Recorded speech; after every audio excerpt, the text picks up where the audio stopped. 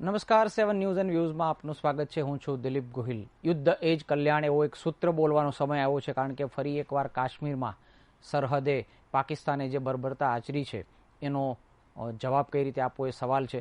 યુદ્ધમાં સૈનિકો શહીદ થાય એ અલગ વસ્તુ છે, પરંતુ સૈનિકો સાથે દુર્વ્યવહાર થાય એ બહુ દુઃખની વાત છે. ભૂતકાળમાં પાકિસ્તાનના 2 ટુકડા કર્યા ભારતે અને બાંગ્લાદેશનું સર્જન કર્યું, ત્યારે 93,000 કરતાં વધારે પાકિસ્તાન સૈનિકો ભારતના કબજામાં આવ્યા હતા. ત્યારે ભારતે એમને યુદ્ધ કેદીઓ તરીકે આંતરરાષ્ટ્રીય જે પરંપરા છે એ પ્રમાણે એમને સાચવ્યા હતા અને બહુ સલામતીપૂર્વક એમને રજૂ પણ કરી દીધા હતા. પરંતુ હવે જે બર્બરતા પાકિસ્તાને દાખવી છે એ અમાનવીય છે અને વિશ્વના કોઈ પણ કાનૂનને આ રીતે માન્ય ન કરી શકાય. ભારતે હવે શું કરવું એક સવાલ ઊભો થયો છે અને એને કારણે જ લોકો પણ ગુસ્સે થઈને કહી રહ્યા છે કે ફરી એકવાર સર્જિકલ સ્ટ્રાઇક પણ કરવી પડશે. અને ફરી એકવાર યુદ્ધના જ્યારે નગારા લાગે છે ત્યારે ઘણીવાર લોકોનો એક અભિપ્રાય પણ આવતો હોય છે કે યુદ્ધ એ જ કલ્યાણ છે કે કેમ. આના વિજય આજનો અમારો છે આ વિશેષ રજૂઆત.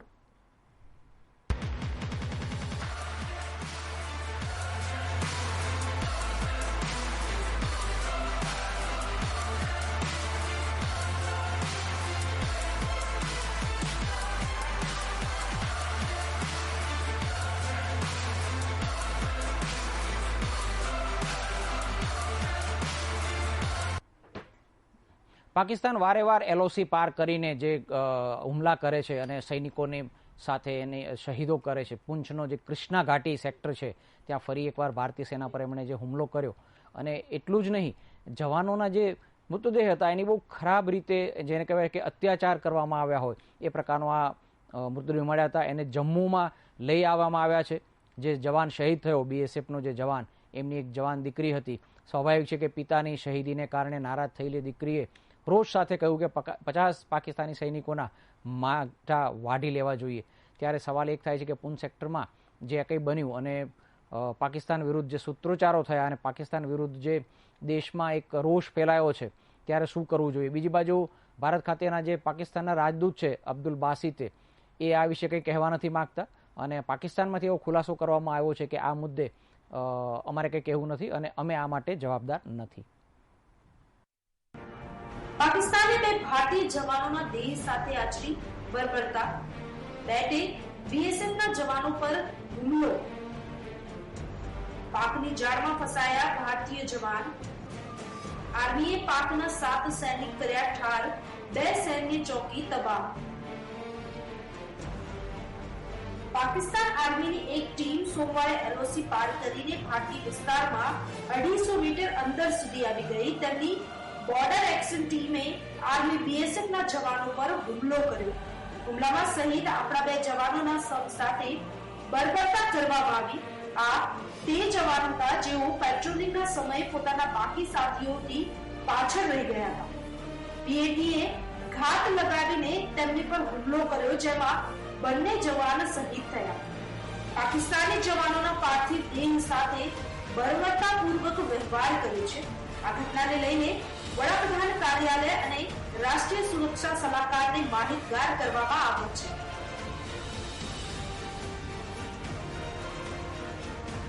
બીએસએફના વેસ્ટર્ન કમાન્ડના એડીજી કેન ચૌબેએ કહ્યું કે ગોળીબારનો ફાયદો ઉઠાવી પાક સેનાએ શહીદોના શવ સાથે બર્બરતા કરી. બીજી તરફ ચૂંટણી પંચે અનંતનાગ પેટા ચૂંટણી કેન્સલ કરી દીધી છે. રાજ્યમાં હાલ પેટા ચૂંટણી કરાવવાની સ્થિતિ ન હોવાનું પંચે જણાવ્યું છે. કાશ્મીરમાં સતત થઈ રહી છે હિંસા.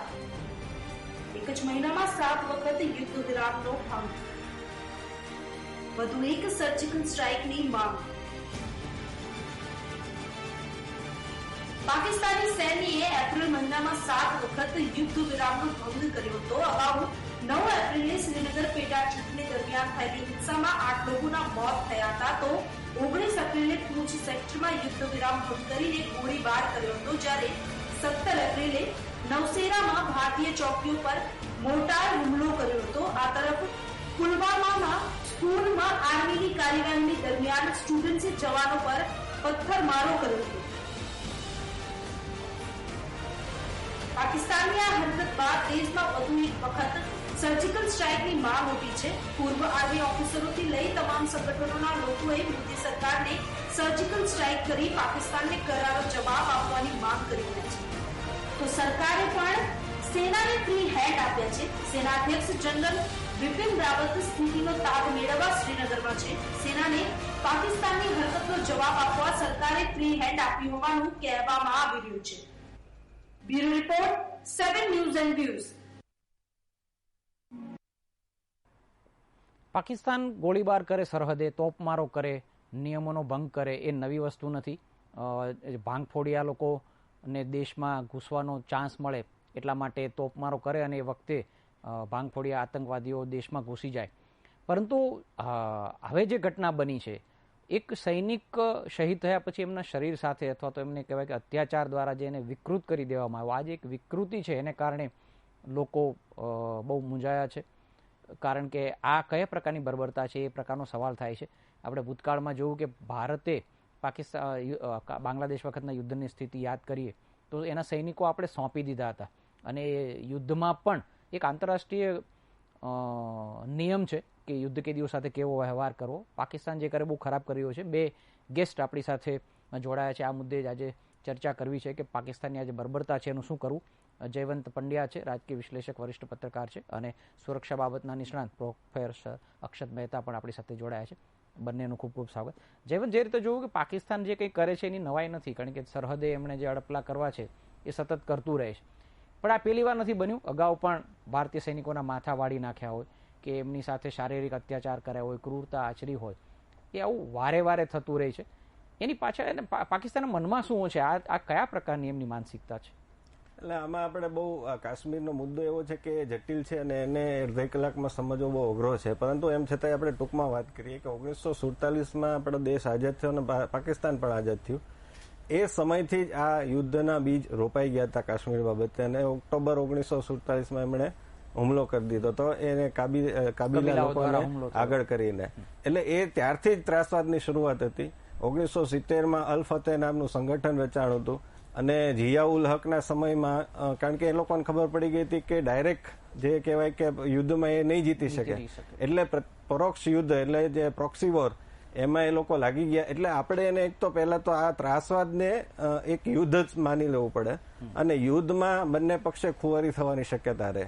અને પાકિસ્તાનનું એક ઇન્ટરનલ પોલિટિક્સ પણ છે, એ પણ આપણે સમજવું પડશે કે જ્યારે જ્યારે ત્યાંના સત્તાધીશો ફસાતા હોય છે એ ત્યારે પાકિસ્તાન છે કાશ્મીરનો રાગ આલાપવા લાગે છે. અને તમે જુઓ કે નવાઝ શરીફ છે પનામા કૌભાંડમાં ફસાણા અને હમણાં એમની સુપ્રીમ કોર્ટમાં એનો ચુકાદો પણ આવવાનો હતો, પણ એમાં એને રાહત મળી થોડી, અધરવાઇઝ એ ફસાઈ જાય. એટલે આ બધું સંજોગો છે એમને નથી હોતા. એટલે એના સંદર્ભમાં આપણે સમજવું પડશે. અને પાકિસ્તાન આ બધું કરે છે અને એને આપણે જો યુદ્ધ તરીકે નહીં સ્વીકારીએ, એ જેમ ત્રાસવાદને અહીંયાના લોકોની સ્વતંત્રતાને પ્રોત્સાહન આપે છે. નરેન્દ્ર મોદી વડાપ્રધાને આઝાદીના દિવસે 15 ઓગસ્ટે બહુ સરસ બલુચિસ્તાનનો મુદ્દો ઉઠાવીને આપણને આશા જગાવી હતી કે હવે ભારત કંઈક એના જેવી જ ભાષામાં એને જવાબ આપશે, પરંતુ એ ખાલી વાત થઈને રહી ગઈ. અને ત્યાં પણ એને લોકો ઈચ્છે જ છે કે POKમાં ઈચ્છે છે, ગિલગિટ બલુચિસ્તાનમાં ઈચ્છે છે, એ બધે ત્યાં એ લોકો પાકિસ્તાનથી અલગ થવા ઈચ્છે છે. તો ભારત શા માટે ખુલ્લેઆમ એને સપોર્ટ નથી કરતો? પાકિસ્તાનનું નાક નહીં દબાવીએ ત્યાં સુધી આ ચાલતું રહેવાનું. ઓકે, જ્યાં સુધી પાકિસ્તાનનું નાક નહીં દબાવીએ પ્રોફેસર અક્ષત મહેતા, ત્યાં સુધી ચાલતું રહેવાનું છે. બીજું જયવંતે એક ઉલ્લેખ પણ કર્યો કે એક આપણને લાગતું હતું કે એની ભાષામાં જવાબ આપવો, એ જે આપણે ઘણીવાર કહેતા હોય છે. અને શહીદ થાય કોઈ જવાન ત્યારે નેતાઓ કહેતા હોય છે કે આ બલિદાન છે નિષ્ફળ નહીં જાય, પરંતુ લોકોને સમજાતું નથી. કેટલી આપણે રાહ જોઈશું? અને આજે આપણે વાત કરીએ છીએ કે એમની ભાષામાં વાત કરવી એક સુરक्षा નિષ્ણાત तरीके ये કેટલું पॉसिबल है आज ना जमाना में? पहले तो मैं अपने सहयोगी की बात से बिल्कुल सहमत हूँ यहाँ पे कि उन्होंने जिस तरह से पक्ष रखा कि पाकिस्तान सीधे युद्ध में भारत का सामना नहीं कर सकता, इसलिए वो एक परोक्ष युद्ध की नीति को अपना के ये चुनौतियाँ हमारे सामने बराबर पेश कर रहा है. बहुत ही बर्बरतापूर्वक और कार्यतापूर्वक कार्य किया गया है, क्योंकि कोई भी प्रोफेशनल आर्मी किसी भी देश की इस तरह की कार्यवाही नहीं कर सकती है. तो अंतर्राष्ट्रीय मंच पे ये हमें सामने रखना पड़ेगा, ये मुद्दा उठाना पड़ेगा. क्योंकि हम जैसे मैंने शुरू में याद किया था, बांग्लादेश के साथ हमारा जब युद्ध हुआ तो 93,000 से ज्यादा सैनिक थे, लेकिन हमने उनको वापस दे दिया था जी जी, क्योंकि अंतर्राष्ट्रीय जो युद्ध के भी नियम हैं वो भी स्पष्ट हैं और वो प्रोफेशनल आर्मी से ये कम से कम अपेक्षा रखते हैं कि उनका जो व्यवहार होगा एक दूसरे के प्रति वो उनके रैंक्स के अनुरूप रहेगा। लेकिन यहाँ तो हम युद्ध की भी बात नहीं कर रहे हैं, अभी तो कोई ऐसी युद्ध जैसी स्थिति भी नहीं है दोनों देशों के बीच में, और उसमें इस तरह की कार्रवाई हो जाना बड़ा दुखद है और बहुत ही असमंजस में भी डालता है कि आखिर पाकिस्तान की रणनीति क्या है और वो क्या सोच रहा है। बिल्कुल, मैं इसे दो तरह से देख रहा हूँ। एक, मैं इसे आंतरिक जो माहौल इस समय कश्मीर वादी में विशेषकर बनाया गया है पाकिस्तान के द्वारा, जिसमें बच्चों को इन्वॉल्व किया गया, यूथ को इन्वॉल्व किया गया है और वो स्टूडेंट्स को इन्वॉल्व करके और वो पत्थरबाजी कर रहे हैं और आंतरिक रूप पे एक चुनौती पेश कर रहे हैं। और दूसरा, क्योंकि आंतरिक स्थिति जो है वो इस समय अच्छी नहीं चल रही है, तो बाहरी स्थिति से भी वो उस पर दबाव डालना चाह रहे हैं, वो फैसिलिटेट करना चाह रहे हैं उन आतंकवादियों को जो ट्रेनिंग ले चुके हैं लेकिन भारत में अभी एंटर करने की तैयारी कर रहे हैं। वो भारत को उकसाना चाह रहे हैं क्योंकि आंतरिक स्थिति पाकिस्तान में भी अच्छी नहीं चल रही है। जैसे कि मेरे सहयोगी ने यहाँ आपके सामने रखा कि पनामा वाले मैटर में नवाज शरीफ की स्थिति अच्छी नहीं है और पाकिस्तानी फौज जो है, आर्मी जो है, वो अब इस समय टोटल कंट्रोल में नजर आ रही है और वो कई तरह से भारत को उकसाएगी, प्रोवोक करेगी, ताकि एक मैसेज आ सके कि इंडियन आर्मी देखिए कुछ भी नहीं है, और इंटरनली भी वो मैसेज दे रही है अपने तैयार किए हुए आतंकवादियों को कि आप जैसे मर्जी कार्रवाई कीजिए, हम आपके साथ बैठे हैं। आपके साथ बैठे એટલે જયવંત એમણે બી જ વાત કરી પાકિસ્તાનમાં જે ઇન્ટરનલ કમ્પલ્ઝન છે કેટલા એ થાય। નવાઝ શરીફ સામે પનામામાં રાહત મળી છે, પરંતુ ગમે ત્યારે સામે મુશ્કેલી આવે છે। બીજું, હમણાં સજ્જાન જિંદાલ ત્યાં જઈને મળ્યા એમને, એને કારણે પણ ભારતમાં અને એ સમાચાર લીક કરવામાં આવ્યા, એને કારણે પણ ફરી એકવાર એમને પોલિટિકલી પણ એ દબાણમાં આવ્યા નવાઝ શરીફ, અને એને મેસેજ આપવો જરૂરી હતો કે ભારત સામેનું જે વલણ છે એ બહુ કડક છે। એટલે આમાં બે સવાલ છે, અત્યારે જે કંઈ ઘટના બની એ નવાઝ શરીફની પોતાની ઈચ્છા હશે કે પોતે પોતાનો કડક ચહેરો રજૂ કરે અને એટલા માટે આ ઘટના બની, કે પછી જે રીતે તમે પણ વાત કરી અને પ્રોફેસરે પણ વાત કરી કે આર્મી એ મેસેજ સતત આપવા માંગે છે કે અલ્ટિમેટલી તો કંટ્રોલ અમારો છે। એટલે આપણે શું સમજવું આમાં? નવાઝ શરીફને રસ હશે આ પ્રકારની ઘટનામાં કે આખરે તો પાકિસ્તાની સેના જ આ કૃત્યો કરે છે? નહીં, એટલે નવાઝ શરીફને રસ હશે તો પણ એને એટલો બધો નથી, કારણ કે એને ઉદારવાદી ચહેરો બતાવવાનો હંમેશા પ્રયાસ કર્યો છે। 1999માં આપણને યાદ છે કે વાજપેયીજી ગયા હતા ત્યારે લાહોર, તો ખૂબ સરસ રીતે વાતાવરણ સર્જાયું હતું। અને બીજી વાત એ છે કે હમણાં હોળી ઉપર પણ નવાઝ શરીફે હિન્દુઓને જે કાર્યક્રમમાં ભાગ લીધો અને સરસ એક પ્રયાસ કર્યો, પરંતુ તકલીફ એ છે કે પાકિસ્તાનમાં બે સરકાર સમાંતર ચાલે છે। એક તો સેનાની સરકાર છે અને બીજી છે લોકશાહીની સરકાર છે। હવે એ સેનાની સરકાર એ નવા બાજવા આવ્યા છે ત્યારથી એ સતત એવા પ્રયાસ કરે છે કે એ પોતાનું વર્ચસ્વ સ્થાપીને બતાવે, અને એના માટે થઈને આ બધી ઘટનાઓ ચાલતી રહે છે। અને જે રીતે અમેરિકાએ પણ પાકિસ્તાનને સહાય બંધ કરી દીધી છે અને બીજી તરફ બધી તરફથી યુએઈમાં દાઉદની સંપત્તિ જપ્ત થઈ રહી હોય, સાઉદી અરેબિયામાં જઈને નરેન્દ્ર મોદી છે વાટાઘાટ કરી આવતા હોય, એના કારણે ત્યાંના પાકિસ્તાનીઓને પાછા મોકલવામાં આવતા હોય, આ બધી સ્થિતિ એટલે વૈશ્વિક રીતે, અને ચીને પણ પાકિસ્તાન સાથેની સરહદ એટલા માટે સીલ કરવી પડી કે ત્યાંના જે લોકો છે ત્યાં જઈને ત્રાસ ફેલાવે, એટલે પાકિસ્તાન પોતે એક પ્રોબ્લેમેટિક સ્ટેટ બની ગયું છે। અને એ સ્ટેટને તમારે કાઉન્ટર કરવું હશે તો એને એની ભાષામાં જવાબ આપવો પડશે। વિકાસની વાત તો કરવી પડશે, ટનલનું ઉદઘાટન કરવું પડશે, કટરાની એક્સપ્રેસ ત્યાં ટ્રેન મૂકવી પડશે, ફ્લડ જે થાય તો એમાં રાહત આપવી પડશે। આ બધાની સાથે સાથે અને ત્યાંના હમણાં ગઈકાલના સમાચાર છે કે અમિત શાહ ત્યાં ગયેલા છે અને એ ત્યાંના વિદ્યાર્થીઓને બધાને મળી રહ્યા છે।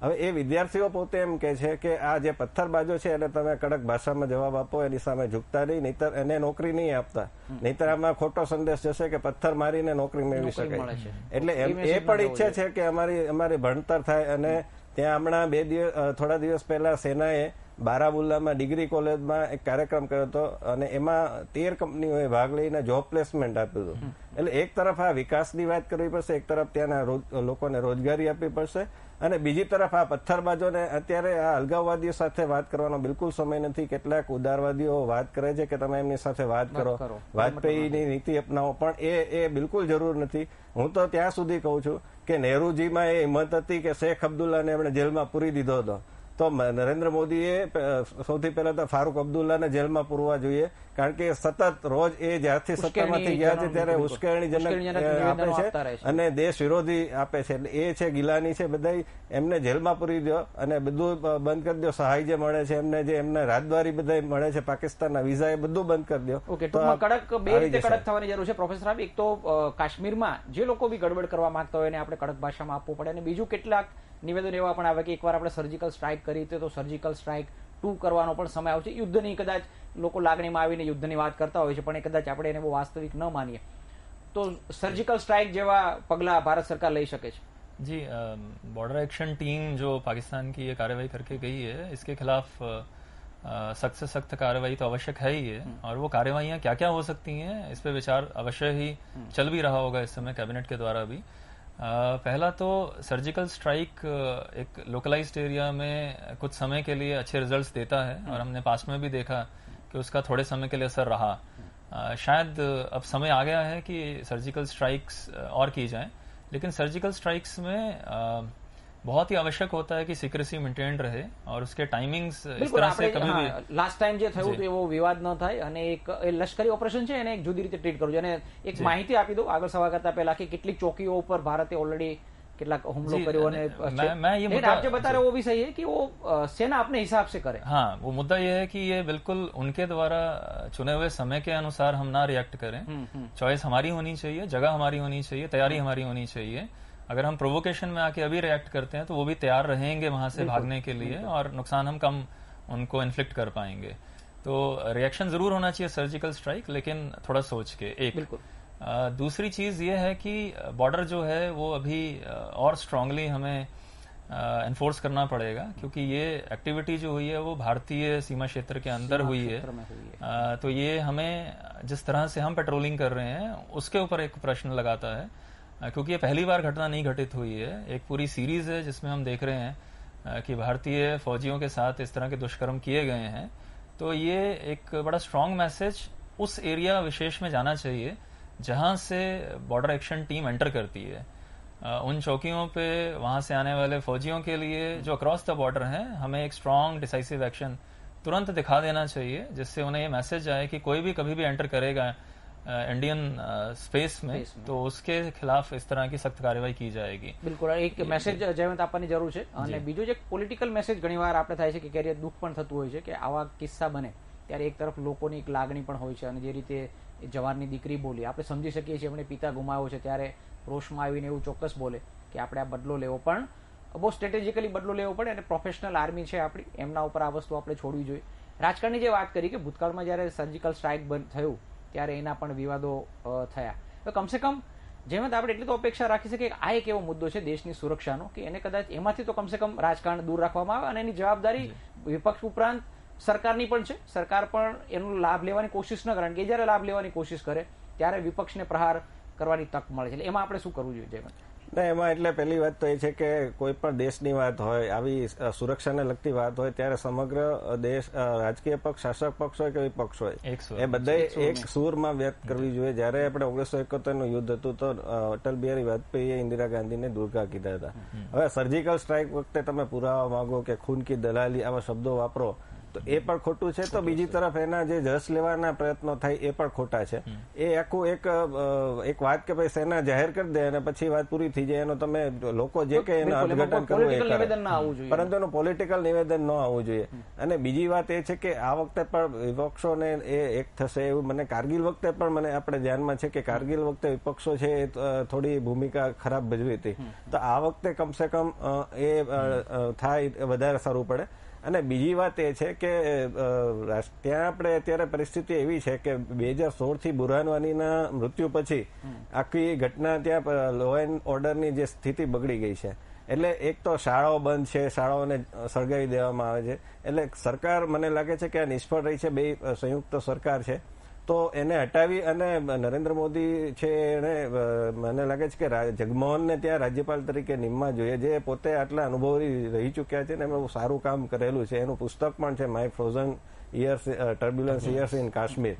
તો અને મેં પોતે પણ આના ઉપર મુંબઈ સમાચારને બધા સિક્કાની બીજી બાજુમાં આખી શ્રેણી લખેલી છે. એટલે મને ખબર છે કે આ આખી પરિસ્થિતિને કોઈ એક ધારી નીતિથી કોઈ હેન્ડલ જ નથી કરી. આને એક જ આપણે કરવાની જરૂર છે કે અલગાવવાદીઓને એક બાજુ કરો અને જે કોઈ વિરોધ કરે છે એને તમે પાડી દો અને બીજી તરફ વિકાસ કરો, ભ્રષ્ટાચાર દૂર કરો. તો આપોઆપ અને ચીનનો તમારે દાખલો લેવો પડશે, અમેરિકાનો દાખલો લેવો પડશે, જે અલગાવવાદને ક્યારેય જન્મ નથી આપવા દેવા માંગતા. અને ત્યાંની તિબેટમાં ને એમાં બધે ચીને પોતાની ડેમોગ્રાફી બદલી નાખી છે. ત્યાં જે લોકો રહેતા હતા એને ખસેડીને પોતાના લોકોને ત્યાં સ્થાપિત કરી દીધા છે અને કડકમાં કડક એ કરે છે. રશિયા પણ ચેચન્યામાં ને એમાં કડકમાં કડક પગલા લે છે. એટલે એમાં કોઈ આપણે અંદરના જે લોકો બોલવા હોય બોલતા રહેવા દો અને તમારે કડક પગલા જ લેવા પડે. પ્રોફેસર એ જ વાત છે કે આપણે પાકિસ્તાન સાથેની નીતિ વિશે તો કડક થવું જ પડે, પણ ઇન્ટરનલની વાત કરીએ કે કાશ્મીરની સ્થિતિ આપણે સંભાળવાની, કારણ કે એ આપણો રાજ્ય છે અલ્ટિમેટલી, અને ત્યાં શું કરવું એ સરકારના હાથમાં છે. તો તમને લાગે છે કાશ્મીર વિશેની ઓવરઓલ જે પોલિસી છે એમાં કે मेजर चेंजेस करવું પડે? जी, मैं बहुत क्लोजली इस चीज़ को देखता हूँ. लगभग 12 साल अपनी ज़िंदगी के मैंने जम्मू एंड कश्मीर राज्य में बिताए भी हैं और उन दिनों को भी जब याद करता हूँ और मेरे सहयोगी ने जगमोहन जी का भी नाम लिया, उन पॉलिसीज़ का भी नाम लिया, वो सब मेरी आंखों के आगे से गुजरी हैं या मैं उस समय ग्रोइंग अप एज में भी था तो मैंने वो सब ऑब्जर्व भी किया क्लोजली. ओवरऑल पॉलिसी तो डे वन से ही हमारी विवादास्पद रही है. जब हम इस मैटर को यूनाइटेड नेशंस में ले गए तभी से हमने बीच बो दिया और वो चीज हम आगे तक देखते रहे. बीच में समय आया जब हम इस चीज को डिसाइसिवली एड्रेस कर सकते थे, लेकिन हम लूज आउट कर गए क्योंकि इंटरनल पॉलिटिक्स इस तरह की रही और यूनाइटेड जो सरकारें वहां रही हैं, अलायंसेस में रही हैं और यूनियन गवर्नमेंट का जो रोल रहा है वो भी अच्छा नहीं रहा है. हमने ये ढील दी है जिस कारण से हुर्रियत कॉन्फ्रेंस जैसे लोग आज इस तरह की बातें कर रहे हैं जो बातें शायद किसी भी देश में स्वीकार्य नहीं रहेंगी. ऐसे बात नहीं कर सकते. चीन में जैसे सहयोगी ने कहा है, you can not even expect कि कोई इस तरह की शब्दावली का उपयोग अपने ही देश के अंदर कर सकता है. सिमिलरली रशिया का भी यहाँ पे उदाहरण दिया गया और डिसाइसिवली कंट्रीज एक्ट करते हैं उन सभी लोगों के खिलाफ जो अपने ही देश में रहते हुए अपने ही देश के खिलाफ बोलते हैं. तो ढीली रणनीति तो रही है राज्य की भी और केंद्र की भी, और वही हमें एक क्लैरिटी लानी पड़ेगी कि हम किस हद तक चीजों को बर्दाश्त करेंगे. બિલકુલ. એટલે એક સવાલ છે, આપણી પાસે સમય ઓછો છે. જયવંત, એકદમ ટૂંકમાં કોમેન્ટ. યુદ્ધ એ જ કલ્યાણ, કદાચ યુદ્ધ સુધી ન જાય પણ હવે કલ્યાણ કરવું હોય તો શું કરવું પડશે? એકદમ ટૂંકમાં. એટલે આમાં એક તો પહેલા તો તમે એને પાકિસ્તાનનું નાક દબાવો, ડિપ્લોમેટિકલી તમામ એ આપણે કરીએ છીએ અને કરતા રહેવું પડશે. અને તમે નામ દઈને વાત કરો, તમે નામ દીધા વગર શું કામ વાત કરો છો? બીજી વસ્તુ કે એને ઇન્ટરનેશનલી કોર્નર કરો અને બીજી વસ્તુ કે એના જે દુખતી રગો છે એને તમે એને વધારે ઉછાળો, એને દબાવો. બલુચિસ્તાન છે, ગિલગિસ્તાન છે, ગિલગિટ છે, પીઓકે છે, આ બધાને તમે ત્યાં ચાલે જ છે ને એ લોકોને ટેકો જાહેર કરી દો. તમને શેની શરમ નડે છે? અને તમે સોફ્ટ દેશમાંથી તમારે હાર્ડ દેશમાં તરીકે એક મજબૂત દેશ તરીકેની ઇમેજ તમારે બનાવવી પડશે. જે વાત નરેન્દ્ર મોદી અગાઉ ચૂંટણી પહેલા કરતા હતા એ ફરીથી એમણે કરીને બતાવવું પડશે. બિલકુલ, એમણે વાત કરીને બતાવવું પડશે. જે મેસેજ આપ્યો હતો પ્રચાર દરમિયાન અને અધરવાઇઝ પણ જે મેસેજ આપવાની કોશિશ થઈ રહી છે કે ભારતને એક મજબૂત દેશ તરીકે ઉપસાવવાનો છે, એવું થાય એવી આપણે આશા રાખીએ. પ્રોફેસર અક્ષત મહેતા, જયવંત પંડ્યા, 7 ન્યૂઝનો આપ જોડાયા, બંનેનો ખૂબ ખૂબ આભાર. યુદ્ધ એ જ કલ્યાણ છે એવું આપણે કદાચ ન કહીએ. લોક લાગણી યુદ્ધ માટે હોય છે પણ એ વાસ્તવિક કેટલું છે અલગ વસ્તુ છે, પરંતુ ખરેખર દેશનું કલ્યાણ થાય એવા કંઈક પગલાં તો લેવા જ પડશે. આ પ્રોગ્રામમાં બસ આટલું જ. આપ જોતા રહો 7 ન્યૂઝ એન્ડ વ્યૂઝ.